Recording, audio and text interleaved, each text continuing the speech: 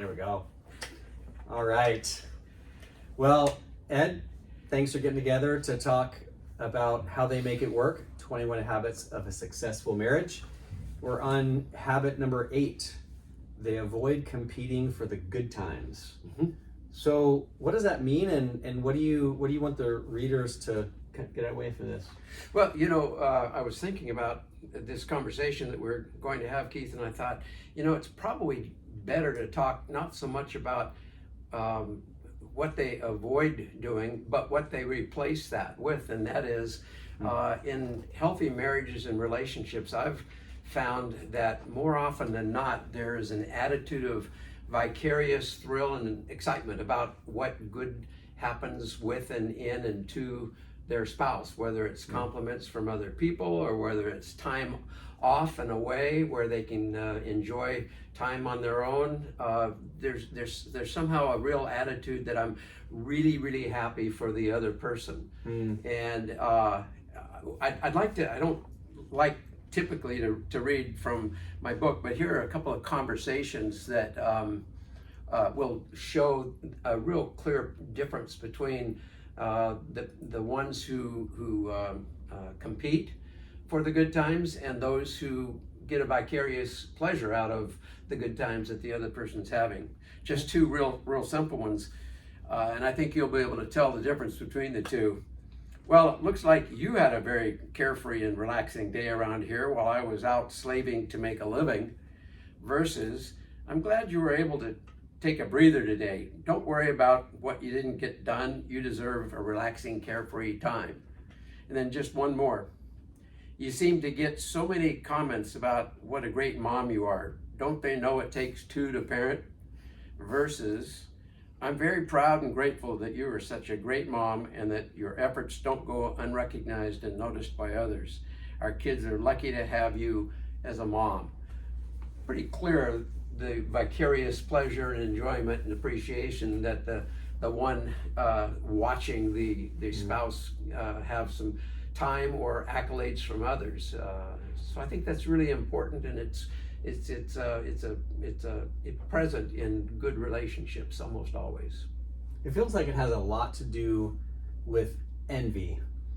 Of I'm envious that you got to have some time off while I'm with the kids grinding it out, as opposed to we're a team.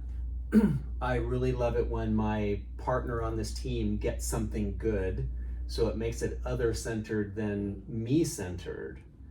And I'm guessing that has a lot to do with how to shift from the first person in those examples you made to the second person. Right. It's kind of the difference between I'm proud this person's my spouse or my partner versus hey, when's it my turn?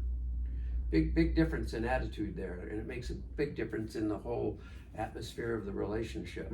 I think. I imagine there does have to be some degree of equity in this, though, right? I mean, if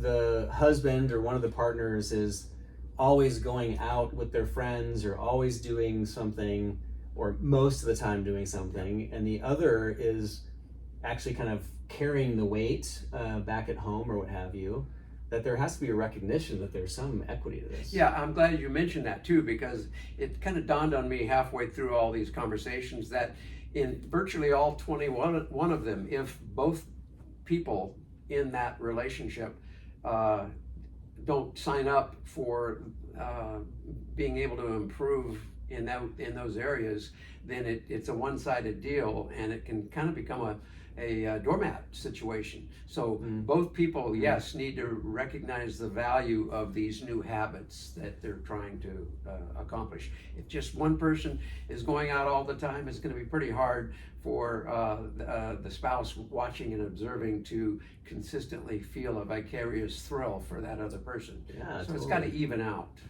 Right, and if one person's, quote, carrying the water mostly, then it doesn't feel very equal, or as Paul said in, I think it's in Corinthians, about being equally yoked, that we're together in this. We're a team, we're both pulling the same weight, as it were.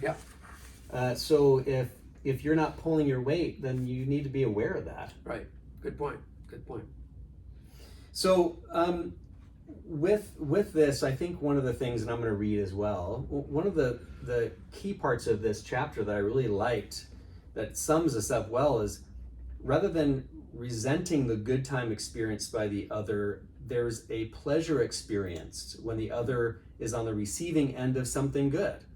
That actually, that when my spouse or my partner gets something good, I get kind of like a little bit of a glow myself. Like, Yeah. I get something of real benefit out of that too. Tell us more what that means.